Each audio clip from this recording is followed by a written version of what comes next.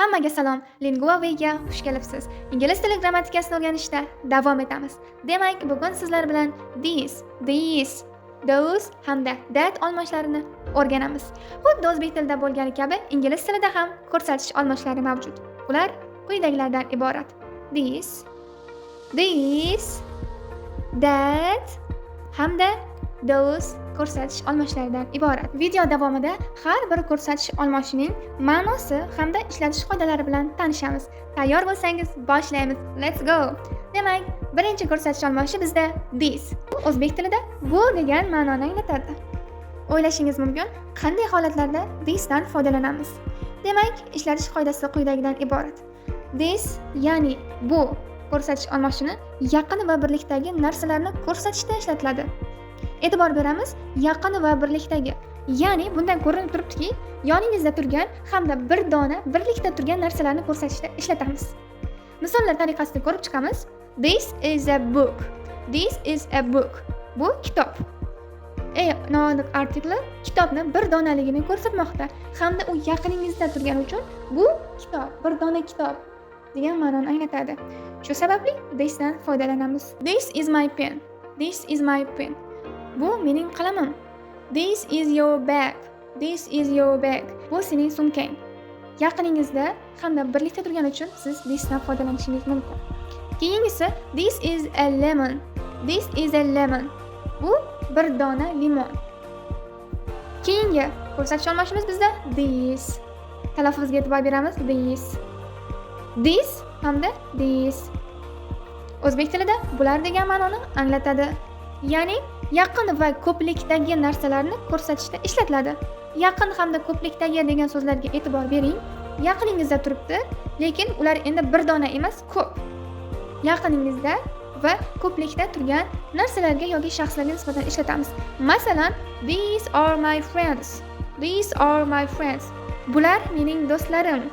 Bular mening do'stlarim. Friends bu yerda ko'plikda ishlatilgan. Keyingi misollarimiz these books are interesting. These books are interesting. Bu kitoblar qiziqarli. Ya'ni ko'p kitoblarga nisbatan aytilmoqda. These are flowers. These are flowers. Bular gullar. Bular gullar. Bizda keyingi ko'rsatish almashi that. O'zbek tilida u degan ma'noni bildiradi. Uzoq va birlikdagi narsalarni ko'rsatishda ishlatiladi. E'tibor beramiz. Uzoq va birlikdagi narsalarni ko'rsatishda ishlatiladi. Biz this ko'rsatish almashidan yaqinimizda turgan narsalarga nisbatan ishlatamiz.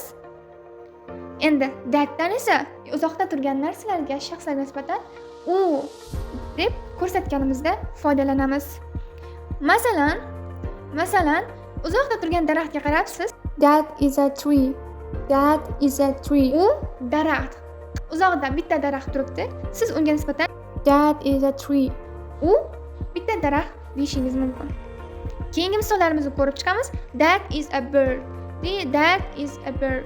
U qush. Ya'ni uzoqda uchib ketayotgan qushga qarasiz. That is a bird. U qush. Qandaydir qush, bitta qush deyishingiz mumkin. Keyingisi that is my father's car. That is my father's car. U mening dadamning mashinasi. Ya'ni siz uzoqda turgan mashinaga nisbatan u mening dadamning mashinasi deysiz. That is our house. That is our house. U bizning uyimiz. Davom etamiz. Those. Ko'rsatish almashi o'zbek tilida ular degan ma'noni bildiradi. Those uzoq va ko'plikdagi narsalarni ko'rsatishda ishlatiladi. E'tibor bering, uzoq va ko'plikdagi. Endi that ko'rsatish almashidan uzoqda hamda birlikda turgan narsalarga nisbatan, shaxslarga yoki narsalarga nisbatan ishlatgan bo'lsangiz, endi those'dan esa uzoq va ko'plikdagi narsa yoki shaxslarni ko'rsatishda ishlatasiz. Osmondagi yulduzlarga qarabsiz. Those are stars. Those are stars deyishingiz mumkin. Ular yulduzlar deb ko'rsatishingiz mumkin, ya'ni ko'plikda. Keyingi misolimiz those are children. Ular bolalar. Uzoqda o'ynab yurgan bolalarga nisbatan those are children deyishingiz mumkin. Those are cows. Those are cows. Ular sigirlar. Yuqorida aytib o'tilgan ma'lumotlar sizlarga tushunarli bo'ldi degan umiddaman.